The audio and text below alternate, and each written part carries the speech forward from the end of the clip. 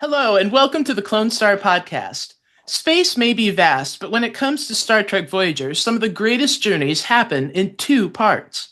Today, we're diving into the episodes where everything gets bigger.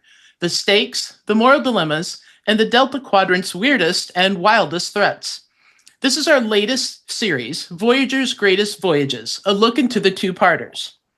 I'm your host, Jodi Pickens, and joining me for this adventure is someone who knows a thing or two about Trek storytelling, Derek Attico.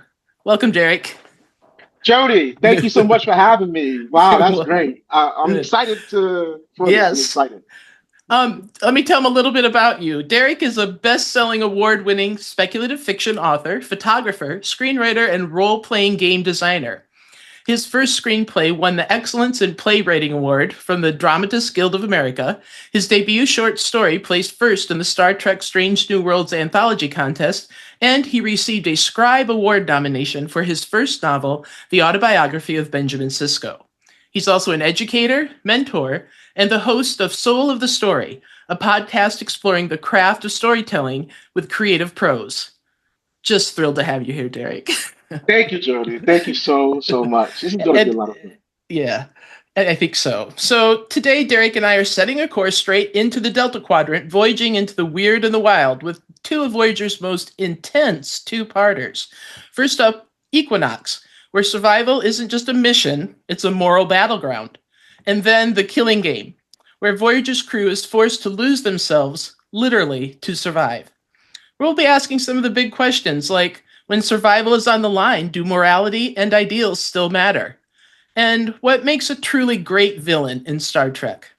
So whether you're a hardcore Voyager fan or just love exploring the gray areas of Star Trek storytelling, this episode's for you. And before we dive in to talking about Equinox, Derek, I have to ask, if you were 70,000 light years from home, like Voyager, What luxury from Earth would you miss the most? Probably. Well, if I'm on a starship, that's interesting. Yeah. It's a tough question. It is. I think what I would miss most, I'll be really honest with you, is New York City. Because I mean, maybe a holodeck could replicate that a little bit, but there's just like when you're walking down the streets of New York and the smells, the people, a little bit of rudeness every now and then, everybody's rushing, and it's just a feeling of being in a big metropolitan city with like 8+ million people. Right. I really love that energy. I don't know if a holodeck could replicate that energy. Yeah, I mean, it's a vibe in and of itself, isn't it? I mean, right. Yeah, I think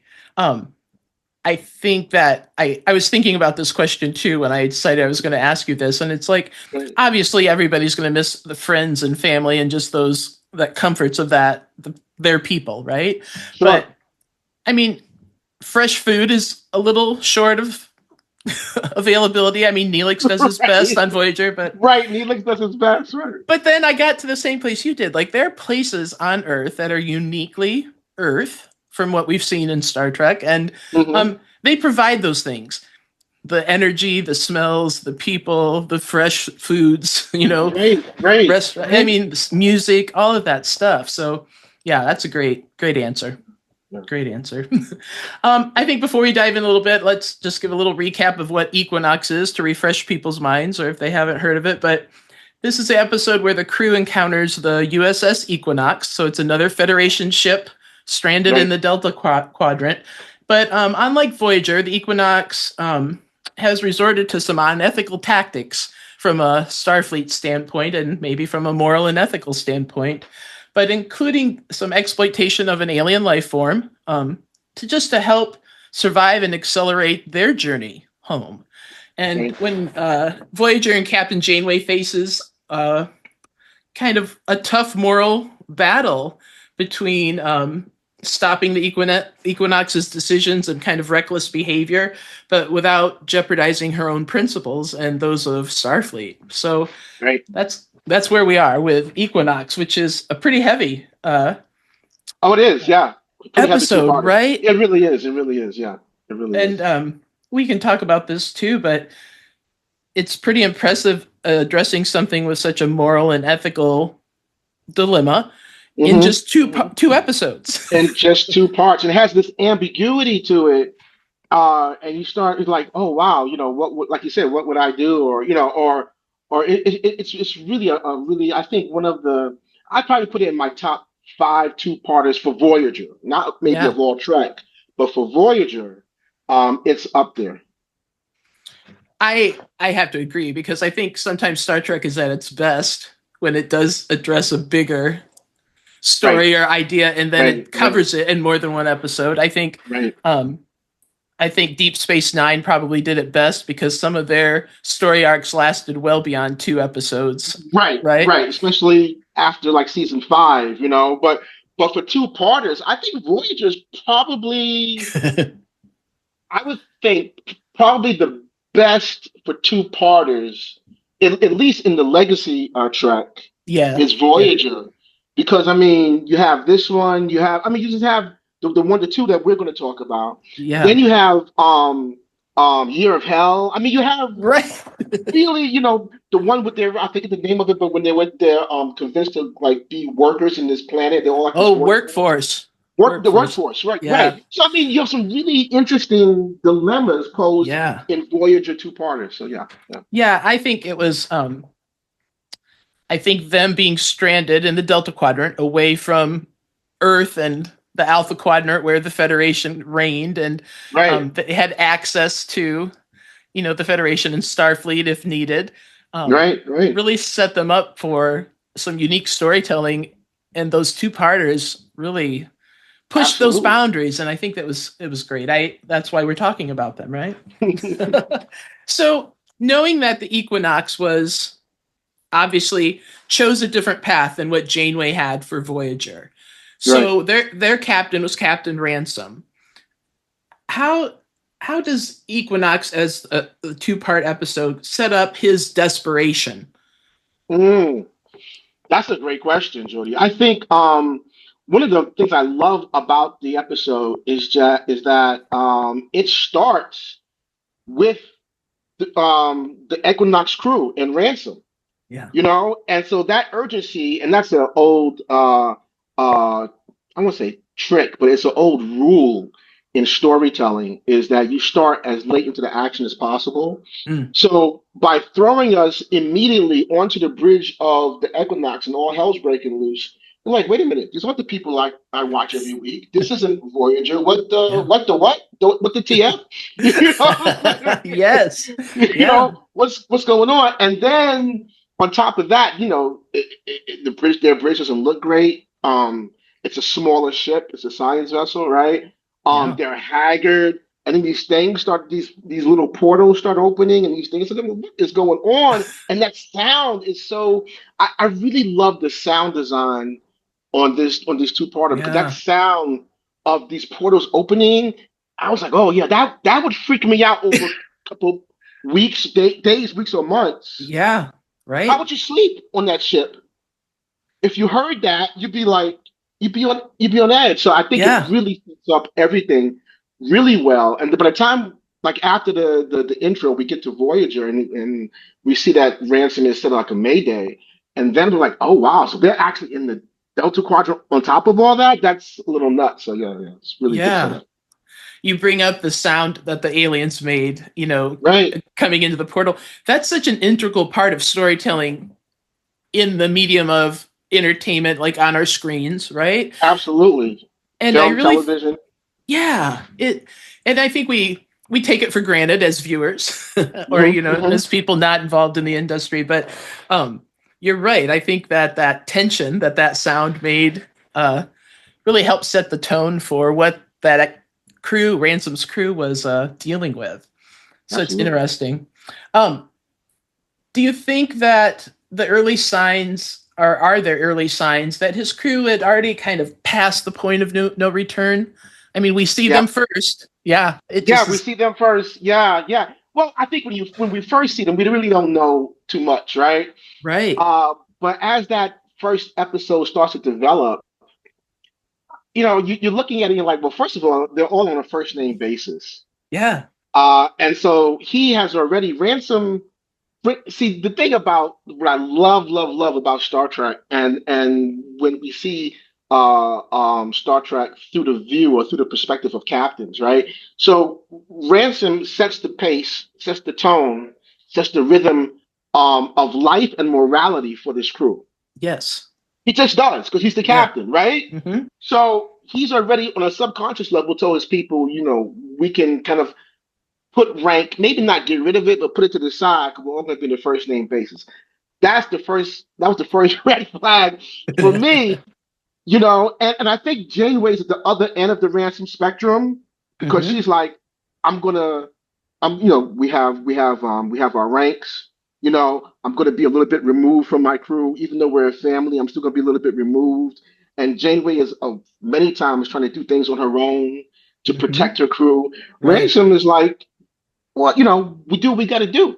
We're on a first name basis, and there's that whole thing that comes to mind where when I don't have any kids, but when you're raising a kid, you don't necessarily want your child to be your friend. Mm-hmm. You want to, stay and maintain being a parent with that child. And I think Ransom should have stayed and maintained being a captain. Yeah. But then then we start to understand his own character and his own sense of morality, which is why it's like a starship built on a house of cards, Yeah. That's perfectly put. Yes. It was a house of cards in a way.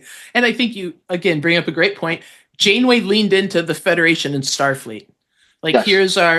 Here's our guide to keep us all on track. And she leaned into what she knew. Starfleet regulations, science. Scientists, right. Yes. Yeah. She leaned on the skills of her crew.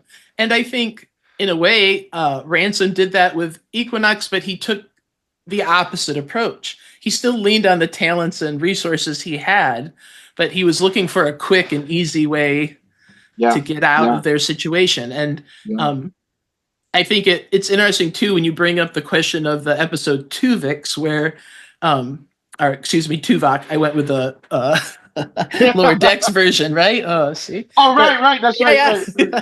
Yeah. So they're both great episodes, by the way. So they are. But I mean, Janeway had to make a critical moral decision there with Tuvok and Tuvox. What am I doing? Tuvix? I'm a mess. Anyway. Tuvok, Tuvok, right? Yeah, Tuvok.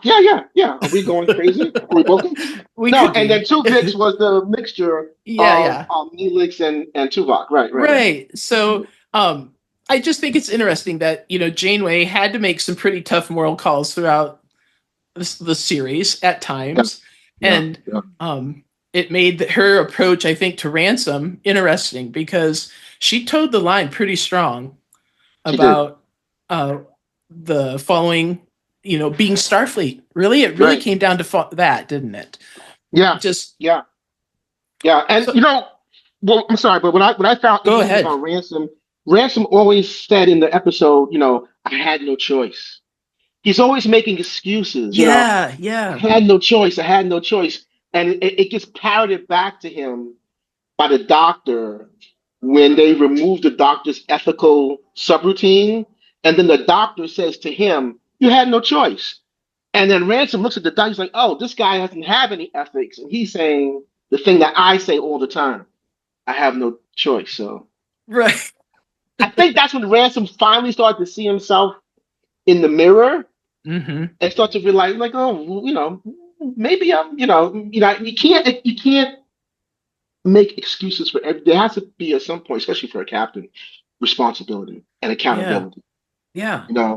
Those are like foundations of morality, right? Right. And he just was like, hey, we need to get home, any means necessary. Yeah. We killed like 34 or 64, however many Immortals. Right. It's nuts. It's nuts. And I think we, obviously in Voyager, we're forced to compare him to what we know, and what we know are Picard and Kirk and Cisco and Janeway, right? And we're like, I don't think any of those other captains would have made that same choice. No. Not based on what we know of them, right? Not based on what we know of them. And we're always told that, Starfleet is this paragon of morality and virtue. Yeah. And this guy starts making excuses, and his crew fall in line. They follow suit, and it's interesting. Uh, 'Cause I did a rewatch of it, and it was interesting. He's telling Janeway, like very early when Voyager meets the Equinox, he says, what would you do? Would you break the Prime Directive? And she's like, no. I've bent it a few times, but no. And he says, well, we had no dilithium, we were working on thrusters, and we came to this planet. We just had just enough energy to do an orbit around this planet, and we met these people. They were really nice to us. They gave us dilithium, but they also introduced us to these creatures. So, I'm like, wait a minute. So they gave you dilithium crystals, and Right. they introduced you to these aliens that you then started to use as a power source, of a source of fuel. So you had dilithium, dude. Right. You, right? You had dilithium. You could have Yes. just said, we're not going to do that, and the first creature that they studied died. So then, you perform some sort of service and you move the F on. You don't F the fuck, Right. you know, you know, but you move on. You have dilithium now. But Yes. no, but when you have no morality or when you have an absence of that, then you're like, well, hey, then you can start making these excuses. It's not my fault. It was dead. It was this. It was that. And then the crew, because they're looking for him for leadership, they Yeah. fall in line, unfortunately. So, I was I thought too about how in this episode I thought about our um Deep Space Nine crew, and like anytime that maybe Cisco or any other member of that main crew right. started to veer in any way, there was always somebody else there that stepped up and said, wait a minute. I think of Jedzia Dax was the lot of Mm-hmm. that for Mm-hmm. Cisco. And I even think on Voyager, every member of that bridge crew played that role for one or more members of that same team. And I think it's interesting to me that on the Equinox crew, no one did that. They just all followed What suit. did that? Right. That was very interesting to me as well. It's like, wow, no one. And they were all younger, I guess, and maybe not as seasoned as the Voyager crew. Also, Voyager had the I guess gift of having half of it was a marquee crew. They Right, were, right. experienced, outspoken Yeah, people, but they all fell in line. They pretty much fell in line. right. And you start looking at things, because Star Trek always does this. Star Trek always makes these parallels between what's happening in the world. And you look today, a lot of people are falling in line with certain things going on in politics, and you're like, Absolutely. is no one going to step up? And no one is stepping up. Everyone has a reason for not stepping up. I'm following orders. I'm afraid. I'm this, I'm that. And that's what you see in this episode. This crew Yeah, just falls in line. There's right. no, only at the end, I think there's like one person, this young lieutenant or ensign, and she makes a decision, and then that character Noah, but he was captured by Voyager. Right. So I mean, only really one person was like, "Hey, I'm going to step up now." At the end, Right. After a lot of bad decisions. right after everything's burned down. Now, I Right. mean, Do yeah. you think, too, seeing this comparison to Equinox, that Voyager's path and decisions become a little bit more, I don't know, something to be proud of, or a little bit more true to? I feel we just looked at it differently. Like Janeway's decision to, like, we're going to continue doing what we do. We're going to Right. explore. We're going to meet new, species. We're going to find the resources we need as we go, despite what obstacles coming our way, and they had their fair Mm-hmm. share of obstacles. Mm-hmm. But I think it just really set that apart. But we can't keep going without talking about how, like, Janeway does get to a point in this two-part episode with the crew where she starts bending her lines a little bit, and I think it's her Mm-hmm. first officer, Chakotay, who says, "What are you doing? What Like, are you doing? Yeah. what? Well, you're just Yeah.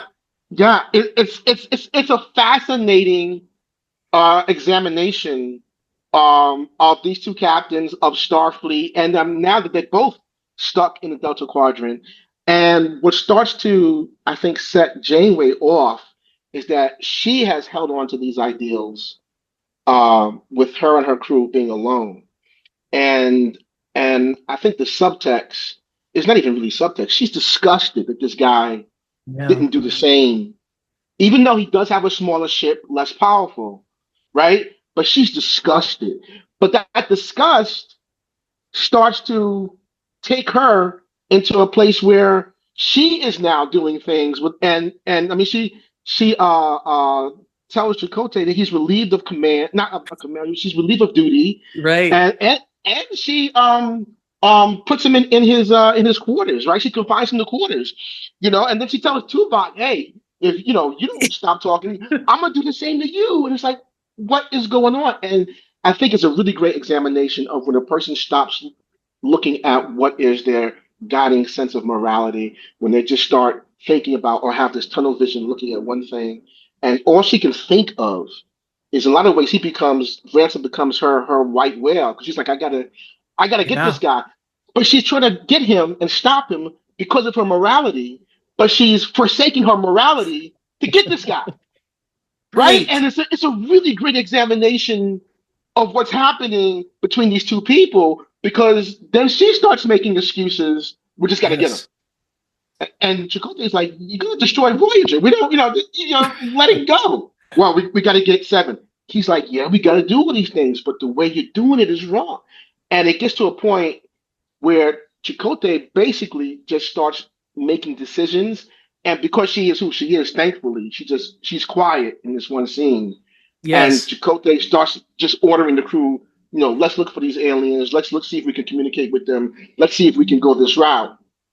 And she's just really pissed at him, but she's quiet because even she knows she's going too far. So Yeah. it's a great examination of Captain. That to me. I mean, I know the whole episode's dilemma of addressing these issues, but that moment where Janeway shifts and Right. goes off her own course of holding them accountable, and then Chakotay and the rest of the crew have to go, all right, we're going to stay on this side of this line right now. It's so powerful, but I think it's like what you talked about before. It's about how a crew is managed and respects each other from a command and crew standpoint. So it's powerful.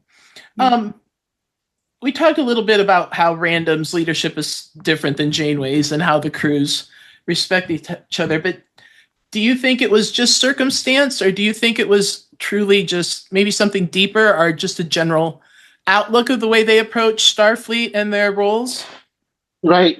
No, I've thought a lot about this. I think a lot about this. I'm working on some of my own. I'm working on a novel of my own. That nothing in regards to Star Trek, and I think a lot about the breakdown of society, the breakdown of morality, and even today, there are a lot of people that are not like the best of people. They're just bad people. But what they do is they're in the structure of society, so we really never find out, right? Because they're in the structure of society, they don't want to get arrested, they don't want to go to prison or do all these things. So they may not be nice to certain people, they may not be nice to people around them, but they don't go nuts, right? Mm-hmm. But when things break down, if you're an individual that had questionable morality to begin with, and the rules and norms of society break down, then that's a problem, because then you're left to your own devices. And I think that's what we see with Ransom.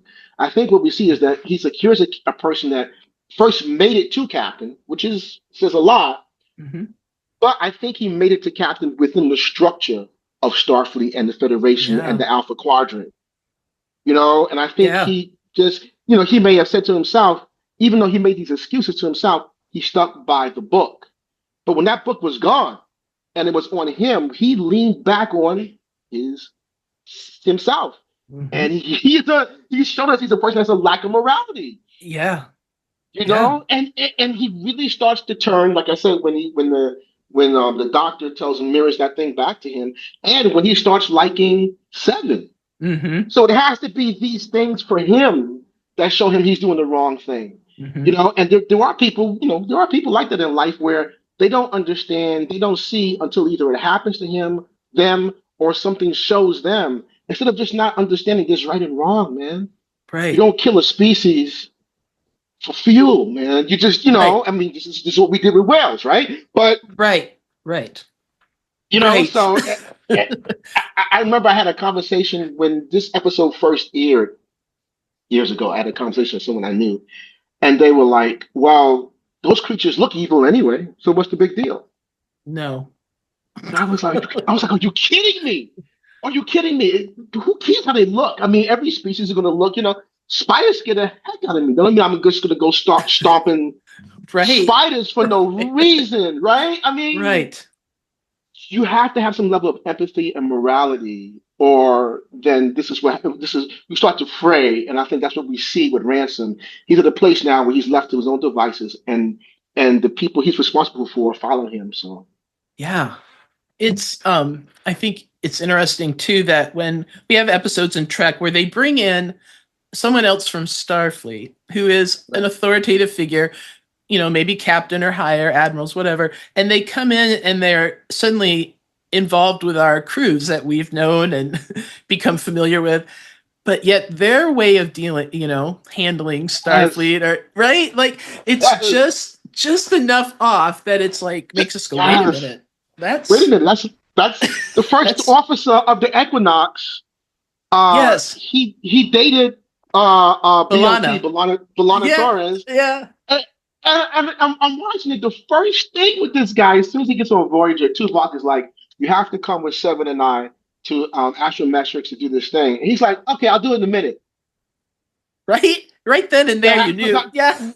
Right. Instead of asking Tuvok, yeah. "Oh, I see someone that I went to the academy with 15 years ago. Can I speak to them for a few minutes?" Which, of course, Tuvok would have said yes. He doesn't ask. Right. Right? It's a subtle thing, but it's there. Yes. He doesn't ask. He's like, "Oh, I'll be there in a minute." What? That's your commanding officer, dude. Right. You'll be there in a minute. They add indifference. Yeah. And I think it's just it's a shocking thing if you're a regular viewer of Trek and have that knowledge of Starfleet. I think it really it pushes us a bit, doesn't it? Absolutely. Absolutely. So I guess, does this make Ransom a villain? Or is he just like a tragic reflection of the situation he was placed in? I'm not going to give him that, because I think Ransom would say, well, at the end he was shifting, right? But I almost feel like Ransom would say, hey, it wasn't me. It was all these other reasons. I was thrown by the caretaker. I was this and that and that. But dude, it's you. Now, if we're really being honest, maybe that smaller ship adhering to the rules and principles of the Federation doesn't survive long, Sure. But you go down being human, right? And for me, I'd rather go down being human than to lose my humanity and be alive. Thank you. Yes. Absolutely. No question. Right? No and question. I think even you brought that up. I even think Janeway said, like, you could have found an M-class planet and landed and just made your peace. Like that. Just made your peace. You could have. There were options. Right. When he met that species, they gave him the lithium after they burned out their dilithium. They now had they had options, but that's not where his head was, where his morality was. So, is he a villain? Yes, he's a different type of villain. He's not necessarily a mustache twirling, black hat. He's more, in all honesty, a realistic. He's an apologist, right? It's not my fault. It's the world. It's society. It's the economy. It's this. It's that. It's this. No, dude. Yes. You're in command. You got the 4 pips. Yeah. It's on you. You got to own it. You got to own it. You got to own it. You got to own it. You got to own it. Yeah. So we talked a little bit at the beginning. I asked you about like what luxury item you would bring with you. But in this situation, it's an extreme survival situation. Is morality a luxury? Or is it a necessity? It's a necessity. Yeah. It's a necessity. Once you don't have the morality, everything else starts to go to hell. Quick. Quick. And you look at real world situations like Katrina. I remember Katrina was the first time for me. I was like, well, the government's just going to go in and take care of that. And it was like a week. Right. And and it was like a week in New Orleans, and people were like, "We need help." And the Right. government was like, well, we're working to. It was like, what are you talking about? We're it was like an absence of morality. People needed help. These are American citizens. We're not in some country, thousands of Right. miles away. This is Louisiana with the levees, right? Right. It's not that hard. And the dual side of that, the other side of that coin was that a lot of the people in that situation, they didn't lose their morality. They helped each other. They Yes. went to I think it was like the Astrodome, and they went there, and Yeah. people tried to evacuate like old folks homes and stuff like that, and hospitals. People helped each other. They didn't lose their morality. Because I think if they had lost their morality, on top of the government's absence of morality, it would have been better. So I agree with you 100%. And it tells me too, I think you bring up Katrina, but it was a situation where people not only rose to the cause and to the need of the people around them, but it's almost like they elevated the morality They and elevated. empathy for Right, humanity, right? And right, community. right, And I think, right. yeah, that's definitely void here for the Equinox crew Yeah, and for Ransom. yeah. Um, do you think at any point during Voyager's journey that they could have, or maybe had more of an opportunity to have followed the same path Oh of yeah. circumstance, or even slightly worse, maybe? Oh yeah, they have plenty of opportunities because it's a pretty big ship. I mean, it's not Constitution class, but it's an Intrepid class ship. It's pretty big. It has a fair amount of armament on it. Right, right, Presumably they're replicating all the torpedoes and stuff like that. So yeah, they could have just a few times they could have gone in and just taken over a planet it's one of the few starships that can take off and land on a right, planet. right, So they could have had a little kingdom going on if they had wanted to. you right. know. But I think it's adhering to the rules and regulations of the Federation and is what kept them going. I remember that episode. I think it's like 6 or 7 season, where they're trapped in this pocket of like no space. Oh I think yeah, the, yeah. I think the episode is called Night, and all of these other ships that they've been trapped in there, they're preying on each other. They're stealing each other's food and stuff. And at one point, it gets pretty bad. And even Chakotay and Tuvok go to Janeway saying, "Hey, maybe we just need to follow suit." And she's like, "No, Right. maybe we'll go without food for a couple of days, but we'll still be who we are." So I think that's what kept that unit, that Voyager crew, that unit together. I think it's even what bonded them because you have Marquis and Starfleet, and I would have liked to have seen a lot more of that. But even though they're Yeah, Marquis and Starfleet, they both had a certain sense of morality, both of those crews, they which I did. think they found unison in that sense of Mhm. morality. Well, and then even like in that situation with that episode, you know, Janeway had every reason to just be like, I gotta protect my crew. And she chose, I'm gonna protect my crew, but we're gonna do it in this way. And we're gonna In this follow. way. Yeah. Right, And I think right, that it's a testament to leadership, but also right. to the path that she chose as a leader. Like, we're Yes, gonna stick with yes, Starfleet, we're gonna stick with yes, Federation, and this is what's gonna guide us forward. yes. She Because bent the rules. oh, There's she no did. doubt. Yeah, yeah. Because I mean, it could have gone the other way, right? Where they could have found Ransom and said, "Oh, you're using these creatures to get home faster. Okay, let's do it." Right. Right? And that would have been like, what? It was like that could, but it's the morality that she was like, "This is unconscionable. What are you Hmm. talking about?" Right. So yeah. Absolutely. Yeah, I do think Ransom had options, and Right. he chose a path that I don't know that any of our other Starfleet captains that we are aware of would No, have chosen at this stage. no, And no. Well, I yeah, mean, there have been some bad captains, but not the ones that right, we're used to. Not the ones that correct. we're used to. From Yeah, Kirk to Pike, Picard, Archer, Cisco. Yeah, Janeway. No, no, no, no, no. right. Even you think about I was thinking about Discovery and Right, Michael Burnham, and you right. know that was a crew faced with a lot of moral and ethical Oh, dilemmas throughout their run. And I think the mere universe component kind of brought them, that was their equinox in a way. that Like was it their was, It brought them right up to that. Yeah, for yeah, sure, yeah. for sure. Now Interesting. the Empress. the Empress Georgia. She, I'm sure would have had no problem with that. None. Right? Which shows you where Ransom is on the spectrum of this, right? Because he's like, right there. He's right there. He may be a little bit nicer or a lot nicer, but he was right there. And even when they were on the ship, when they were on Voyager, they stole the force field generator and left Voyager. Right. They were willing to strand.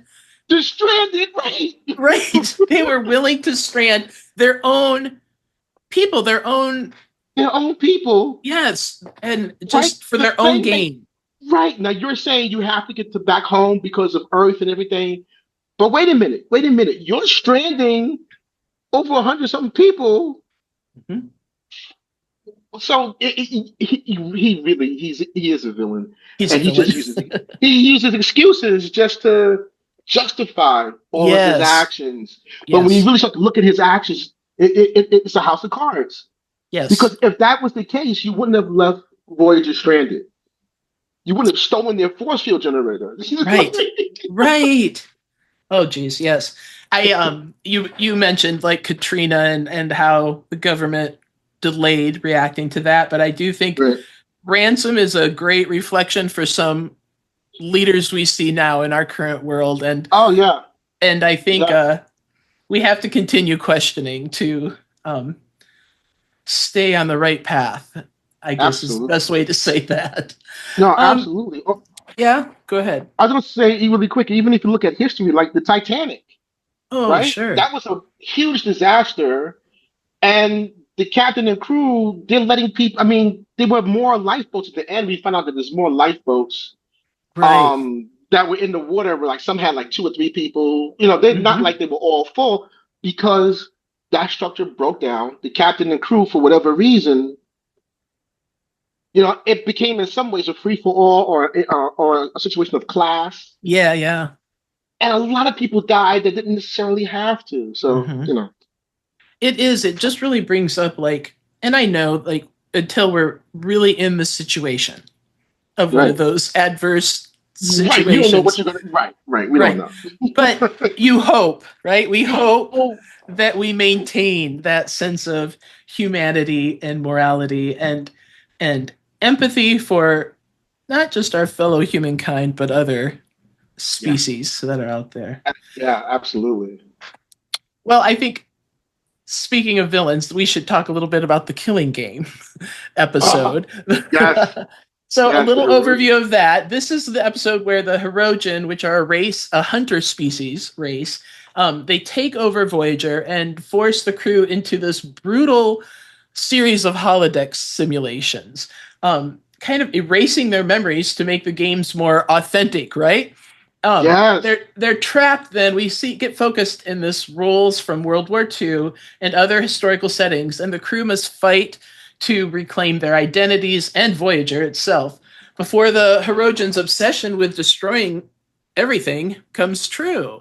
So this to me is I think it's a fan favorite episode, simply because it's a very relatable topic. It's focused on World War II and the European front there, but the Hirogens we see popping back up throughout Voyager's storyline and travels, and that just simple concept of hunter predator. That's the basis of their culture. Yeah, hunter prey. That's it. Yeah. That's and they're a great species, though, right? Right. And formidable, powerful. These tall. I would be like, oh wow, that's pretty. Because they just look so formidable. Yes. And then the whole idea of the hunt. The hunt is everything. That's part of their culture. Yeah. I love that. I would think that. I don't know about now in the 25th century in the Star Trek time frame, but I think even Picard, they mentioned that Picard met a Hirogen. But yeah, this is an incredible species, but at the same time, they're an incredible species, and this is a really great 2-parter. But they've become, I think, blind in a lot of ways to the hunt has become everything for that culture, and and they're using the holodeck. They're using the technology. The technology should be a tool, like today, our AI and our phones and things should be tools. But we, I think, become so engrossed in these things, we lose sight of what they should be, and Mhm. we escape into them. And I think the Hirogen kind of escaped into the idea of we could just hunt, and we can use this ship as a trophy to hunt. Yeah, yeah. It's a really great two-parter. Do you think I've thought a lot about this, about how like they were driven much like Klingons, right? Klingons Hmm. wanted to be seen as warriors. They wanted to see about glory for their race and their culture, Right. but they still made choices, the Klingons. Hmm. And I feel like with Hirogen, anybody they came across that could be hunted, that could be considered prey, that's just what they were. They were never anything more than that. And Yeah. I think it their drive to dominate instead of adapt is sets them apart from maybe any other species we encountered in Yeah. Trek. Yeah. No, Um, I definitely agree. do you think their reliance on the holodeck, that they used the holodecks and expanded the holodecks across Voyager, right? I mean, that was just a technological craziness. But do you think it shows a collapse of their culture in that they're using these artificial Yeah. playgrounds, so to Yeah. speak? Yeah. It's a great term, artificial. That's what it is, right? Artificial Yeah. playground. Oh, that's great, Jody. But yeah, it does show a collapse again of the tool becoming obsessed over the technology instead of the technology in some sense starts to control them Yeah. because they're stuck in the holodeck, they're stuck in that, and instead of them controlling the technology, and that one Hirogen, the alpha, he's like, well, I want to use this as a thing to get my people away from physical real hunts. So he sees it. But a lot of the other Hirogen are just still like, I just want to hunt all day, every day now. I mean, it's like, Right. Right. it's this is it. And he's trying to show them, hey, this is not what I'm trying to do. We have to pull back, or our culture, our people is going to be Yeah. erased. We can't sustain hunting. And I also think it's not really ever said, but it's interesting that we meet this species in the Delta Quadrant. At one point in the series, Voyager series, Janeway says that the Delta Quadrant is like a death trap, and it is in a lot of ways. A lot of violent species. I Hmm. think a lot of violent species because of the Borg, and I Hmm. think the nature of the Borg and them being dominant in that area, that the strong survive. Right. I mean, So I think that's why we get all of these species that are mhm. just like nuts, stuff that we don't see in the alpha and beta quadrant. But the Hirogen, they are like, you can't sustain that. You can't sustain going on a hunt perpetually. There's no time to build ships. There's no time to have for families. There's no time, and that's what this alpha is trying to say. We have to find another way. But all they see is the shiny phone, the shiny, new, Yeah. Yeah. you know. But he's like, no, it's a tool, and then like, his betas and a lot of the other Hirogen are just lost in the hunt. So Yeah. I always, uh, in my own way, look at they created their own like predatorial amusement park with Voyager, yeah, didn't they? Like, yeah, because it was like we can come up with any situation, and Voyager has countless situations within history to fall back on to play with. So right, they were like in their new element for them. right. And I think that's it. It says a lot about us as a humanity, but it was a unique spin to put the crew into It is. It of really. Starfleet. Um, do you think this particular two part, the Killing Game, gave the Hirogen? Did we see more? Did we learn more about them? Was there more depth to them as a new species or character in our Star Trek universe than maybe we got from them in the earlier episodes where we encountered them? I think so. I think so, and I think maybe it wasn't like, easily apparent, but it's there because especially the alpha, he's using different ways to hunt because before that, there's a physicality to the Hirogen, and they just like overpower their prey. But again, I think because they're in the Delta Quadrant, you can't really over the Hirogen. You don't really see a lot of Borg Hirogen. And you don't really Right. see, and if these guys really want to hunt, then hey, go hunt the Borg, which they're obviously not doing because they'll just wipe Right. out their species, right? So I think what we start to see in this two-parter is that the Alpha is like there are other ways to hunt, and by having the whole World War II scenario, there's a lot of subtext, and Yeah. layers going on because he's trying to figure out how these people work, and then he's allowing them to have their whole rebellion. He's trying to work within that just so he can figure out the best way to hunt them and get into their heads. So that shows a species that is looking for other ways to do something, Yeah. right? And so Yeah. I think it's really nice, a really nice touch of having the World War II. So Yeah. I think it helped tell that story, but it also helped elevate it in a way that it you know I don't know that maybe that was just no, you're it the right. point. Yeah, Yeah. yeah, absolutely. um I think there's also in this situation for the Voyager crew there's a psychological element, right? Because that's pretty heavy that they don't touch a lot on. Like we see it when the doctor brings Seven out of Right, the fog or erasure of right. Like some kind memory. of neural whatever they had on them. Yeah, Yeah. right. I tell you, I think that if I was in that, had been in that writers' room, I would have pitched that, maybe another episode or two down the road, we do an episode about people having PTSD Right. from this two-parter Right. because they were repeatedly taking on new personas, um, getting, stabbed, blown up, stitched Right. back, and like almost like on an assembly line, where Yeah. they're going, Yeah. they're and the Hirogen are just not killing them, but taking them to that brink, Right. taking them to sick bay, stitching them back up, and putting them back out there. And this has been going Right. on for weeks, Mm-hmm. right? Because poor Harry Kim, Yeah, he's trying to keep it all running, right? he's trying to keep it all running. So this has been going on for weeks. The psychological effect of that would have been nice to see in an episode where Right. maybe even without the neural thing, people are having dreams and thinking these things, and Right. or just breaking down. And even I would have even liked to have seen Janeway, a little bit of a breakdown because you can't. There's no way the human psyche can sustain that. And No. then next week, oh, we're okay. We're okay.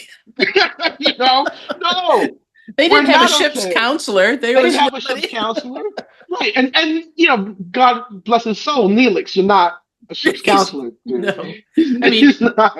he's gonna make some Leola root soup and make Right, right. everything better, right?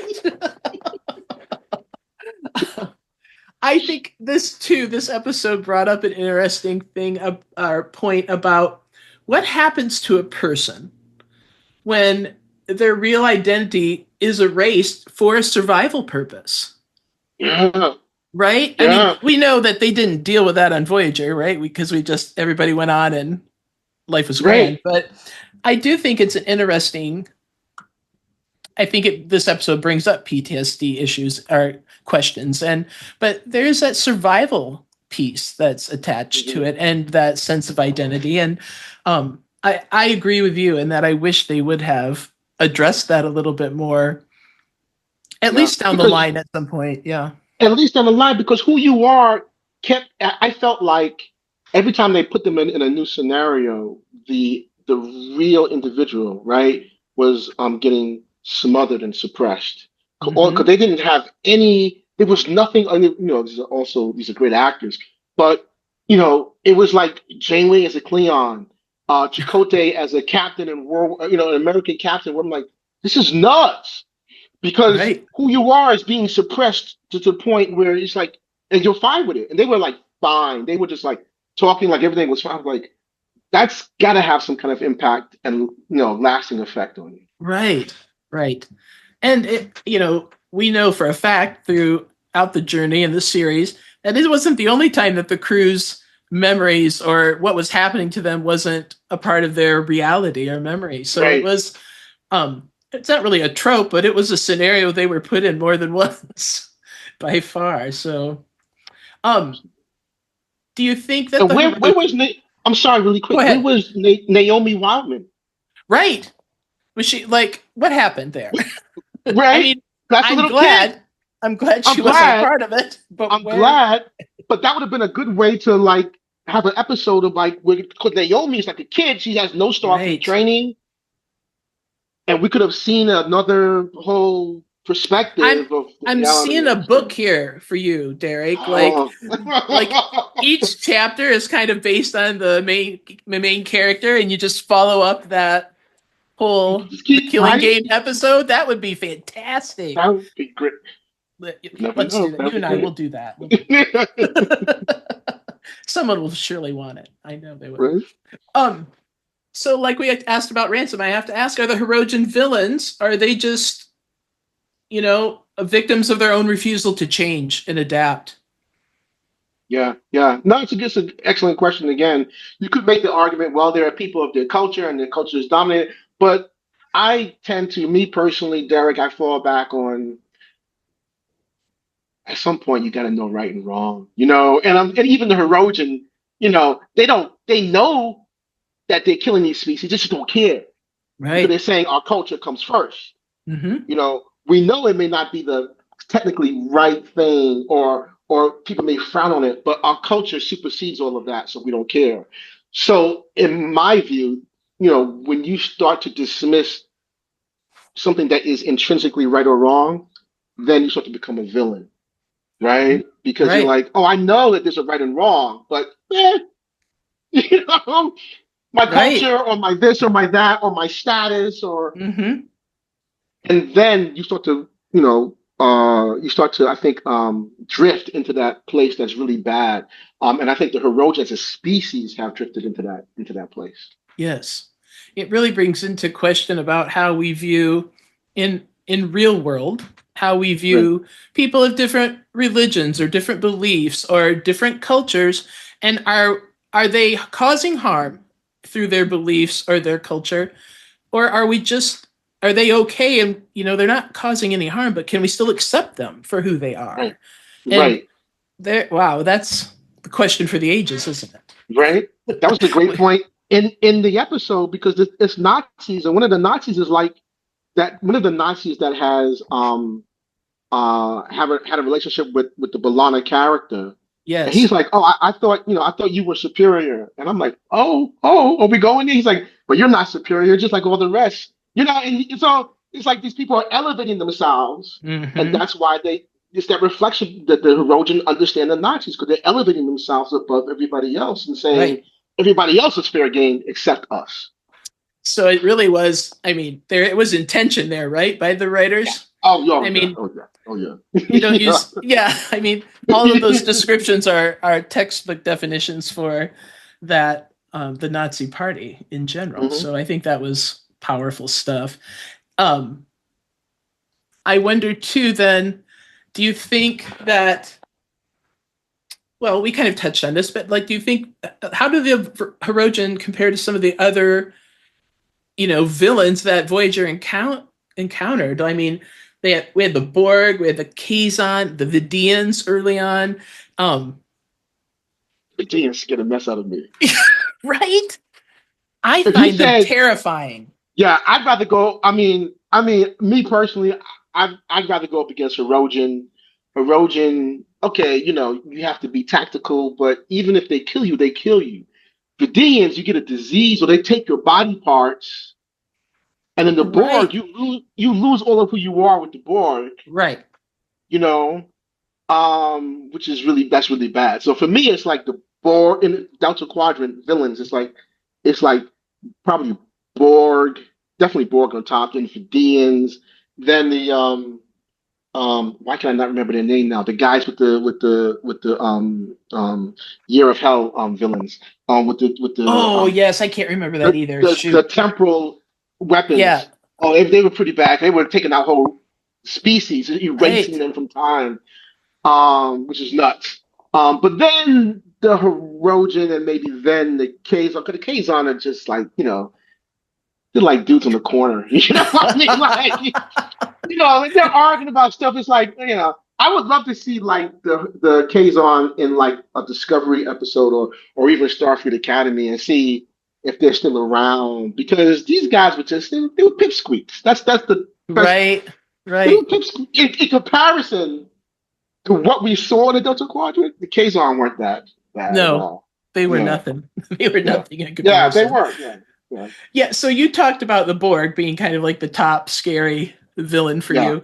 So which is scarier, assimilation by the Borg or being hunted for sport by the Hirogen? No, hunt me all day, because I could run away, I could plan, I could hide. I could hide and just never come out. I will not be one of those people like you always watch horror movies, people come out and see. No. Derek is staying there 2 months in a hole just until you get tired and go. But then right. Really. But the Borg, the worst thing about the Borg is that they capture you and you lose all of who you are. Right. All of who you are isn't the worst thing is that all of who you are isn't erased. It's still there. Mm-hmm. It's there behind, like behind a transparent wall. Yeah. And they have taken you and you are now part of the collective. So who you are is like this tiny little part of you is still there, watching, screaming, seeing all this stuff happen. That's a hell for which you never recover from. Right. As we have seen, right, with characters, with Picard, with Seven, they say that even now they still feel the struggle with that loss of identity. So no, Hirogen all day. Yeah, that's my pick. Well, and I do think it was interesting in this scenario in the Killing Game that our crew, they were still a part of a resistance, an underground resistance, even when they had their memories erased and were just focused on this new storyline for them. So I think that was telling too. That we want those. They're about survival. Yeah, they're about survival. Yeah. I think parts of them were trying to seep through. Even though they were suppressed and all, neuro suppressed and all, who they were, like Chakotay's his captain and Janeway is a leader in France. Yeah. Right. Yeah. That's what we always want, right? Is for our crew to be the ultimate heroes and right. But wasn't Neelix a Klingon warrior? Badass.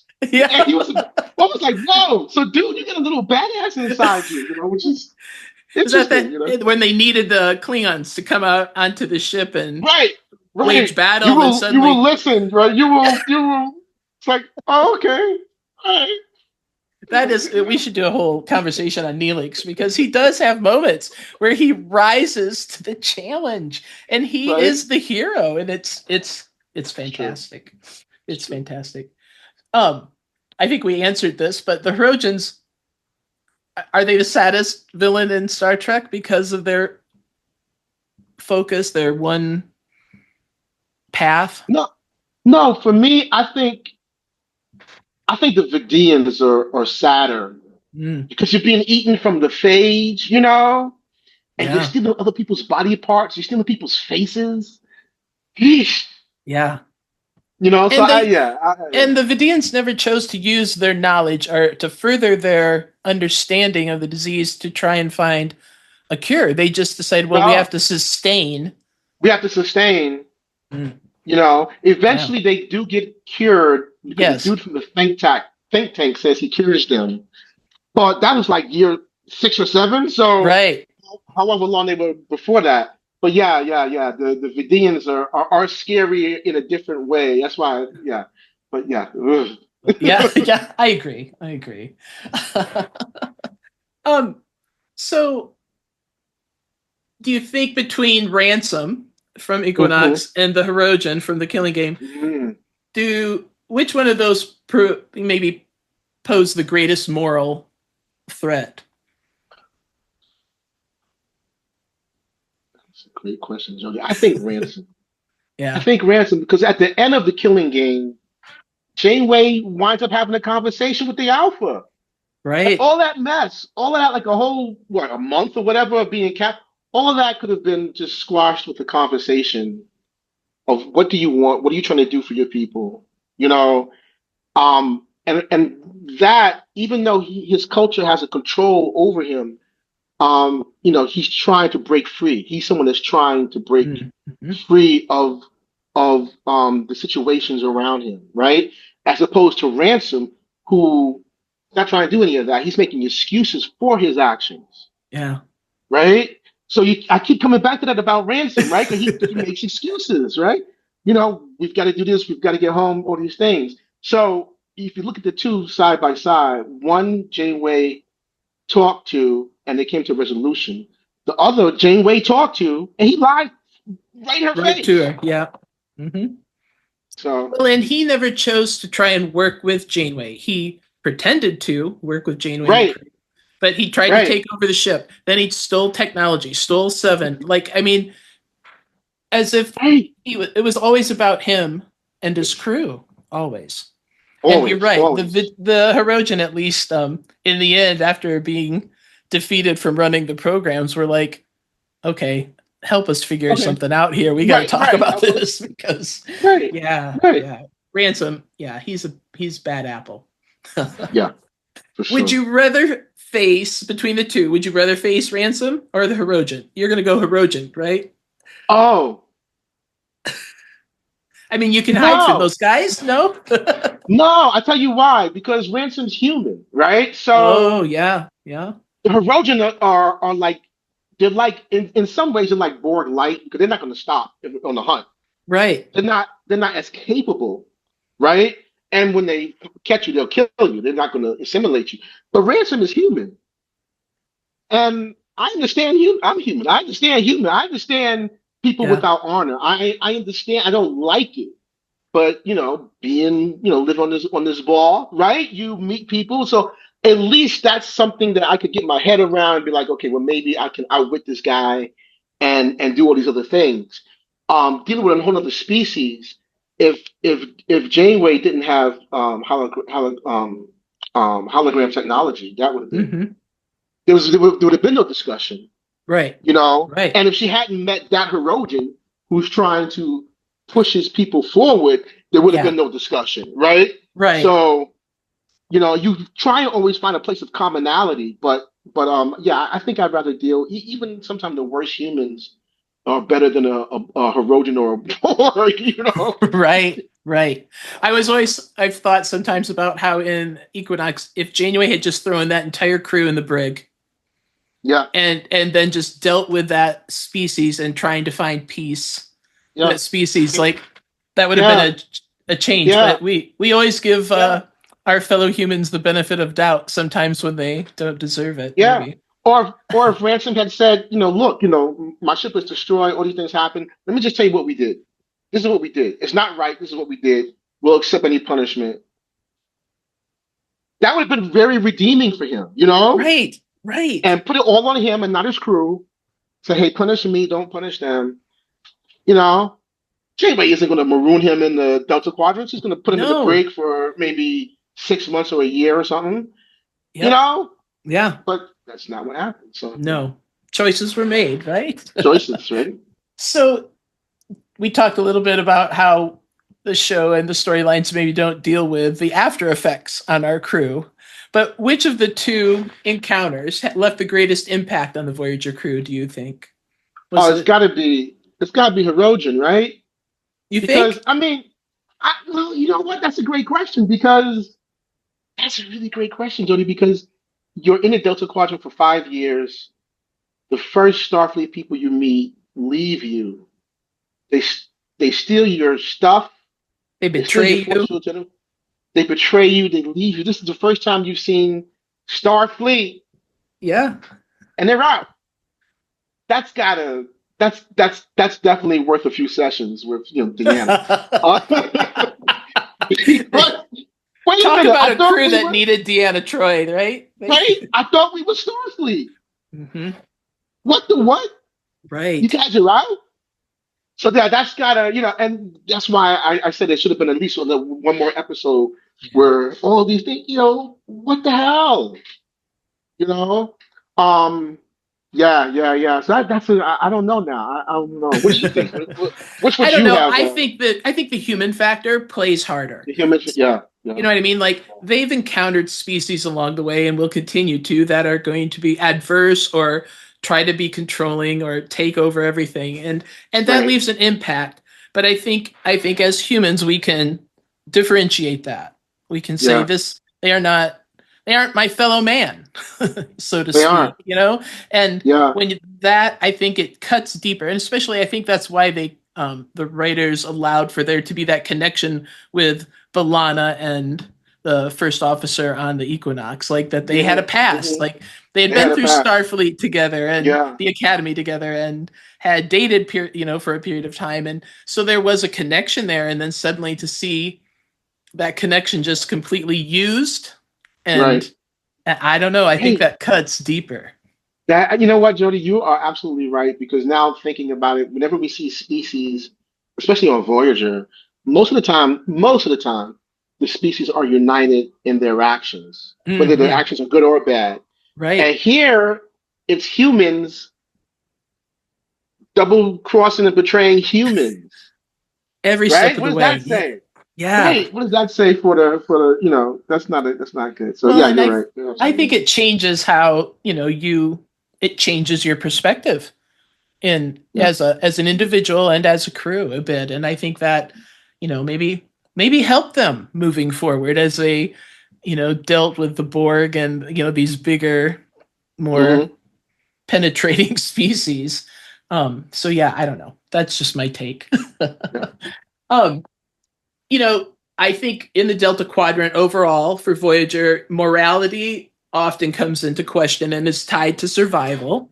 Um, Right. so is it inevitable or can it be true that the Federation ideals survive anywhere?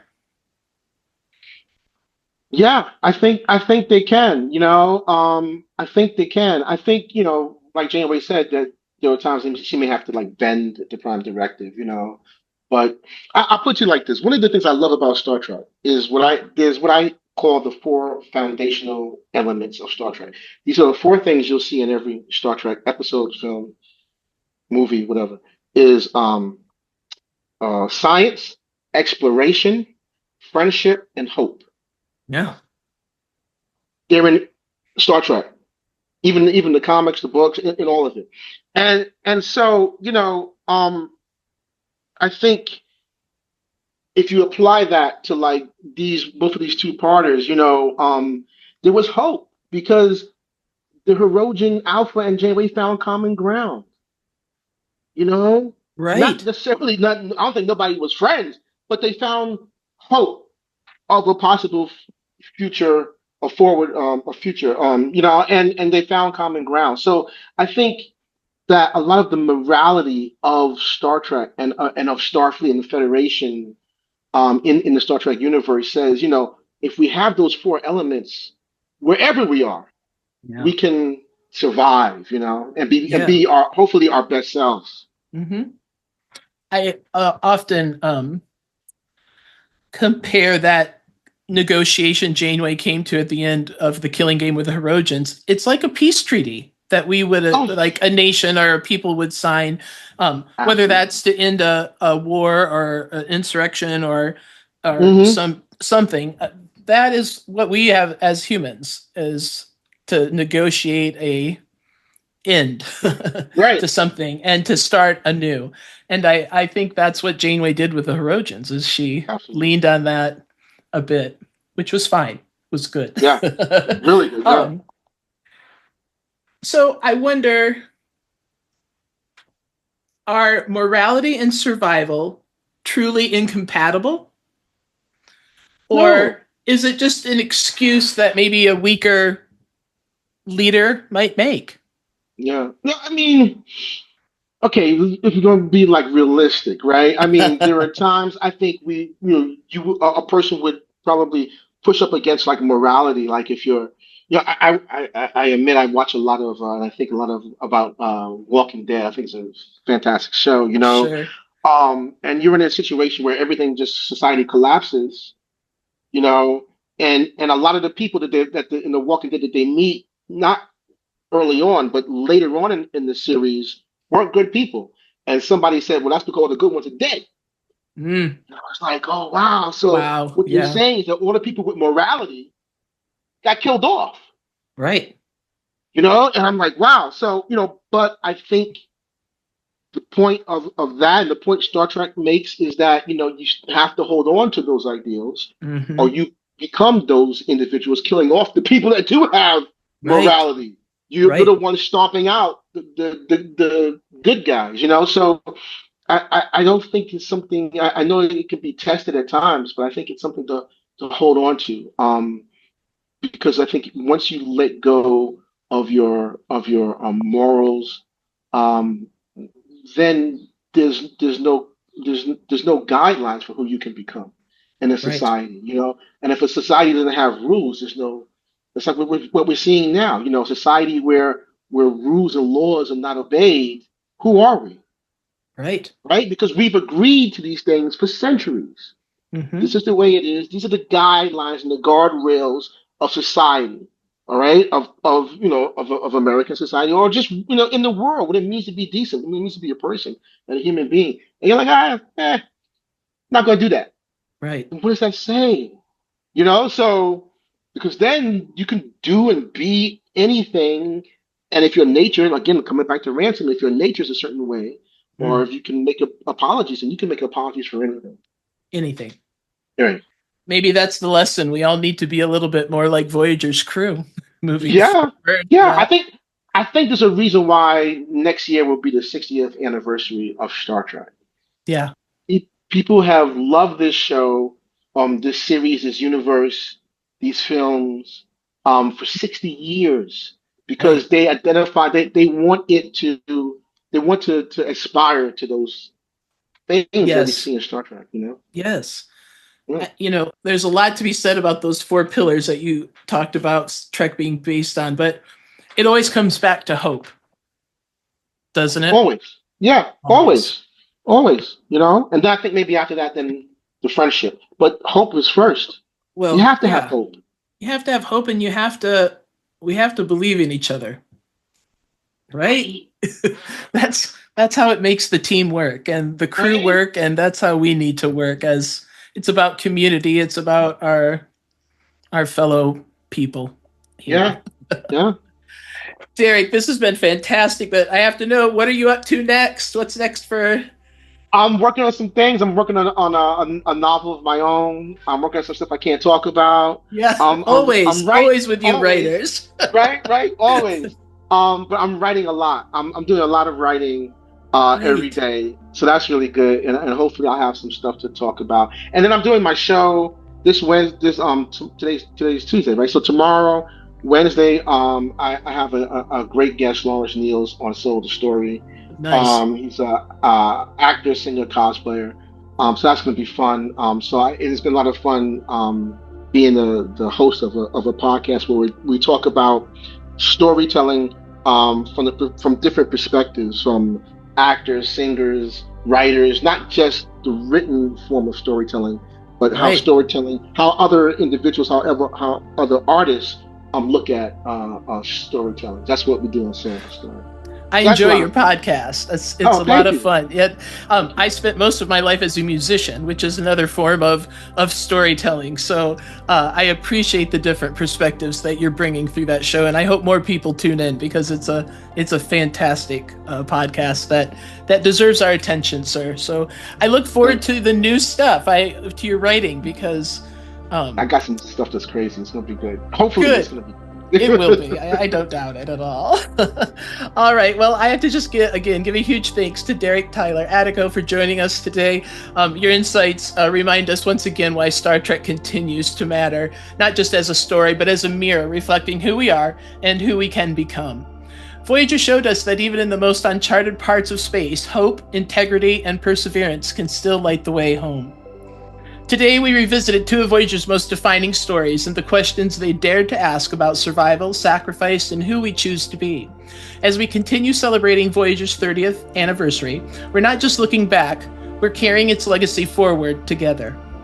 If you enjoyed today's episode, help keep the spirit of Voyager alive, leave us a review on your favorite podcast platform, and subscribe to the Clonestar Podcast channel on YouTube.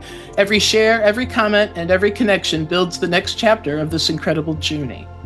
Until next time, stay curious, stay bold, and like Voyager, never stop charting your own course among the stars. I'm Jodi Pickens, and on behalf of the Clonestar Podcast, live long and prosper.